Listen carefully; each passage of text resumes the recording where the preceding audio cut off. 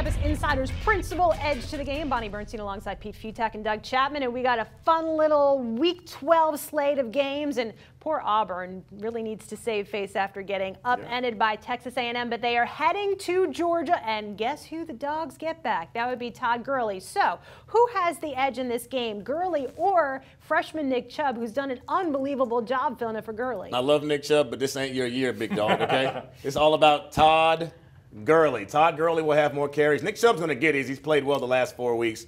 They'll both have over 1,000 yards at the end of the year. But Todd Gurley, the best running back college football seen in a long time, will definitely get more carries. Don't forget about Sony Michel either. This is another freshman who actually had a whole bunch of carries against Kentucky. So the translation, there's no shortage of running backs in Georgia. They grow them on trees. But Todd's the man. How about the SEC West game between Mississippi State, going to try to hang on to its #1 ranking, at Alabama? Who has the edge here, Dak Prescott and the Bulldogs run game or the Tide run D? Oh, I think the Tide run D wins. I think Alabama wins this game, but I do think Mississippi State gets its share of big carries and big runs in this game.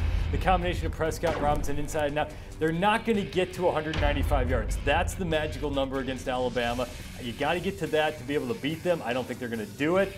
I think they run well, but not well enough. I'm giving it to Mississippi State, but Alabama wins, if that makes sense. Keep in mind, Alabama's run D is stout, but they let LSU run all over them last weekend. I'm not saying, I'm just saying. Let's go bowling, Doug. We got Florida 5-3, shocked Georgia. They have South Carolina, Eastern Kentucky, FSU left on the schedule. Texas upended West Virginia last week for its 5th win. They're at Oklahoma State and against TCU. Who has a better shot of going to a bowl game? Florida has the better shot. These are two teams with 5 wins. Florida's sneaky good. Don't count these guys out. And plus, they have 3 opportunities to get to a bowl game. Texas only has 2. 2 of those opportunities come against South Carolina and Eastern Kentucky for Florida. They better beat one, if not both of those. Texas, on the other hand, has to go on the road, play Oklahoma State and TCU. They may lose both of those games, so Florida definitely has a better chance going to the bowl game. It's a shame because for as much not as the college Florida football playoff, struggled, the bowl game. No, not to be confused with one of those 2 games. But really, Florida's defense isn't getting any credit this year because, well, until Florida hit Georgia, that was kind of. And their running backs. You have to watch the download, Bonnie Bernstein. You'll find this out. Every Monday. Yeah. Florida State visiting Miami.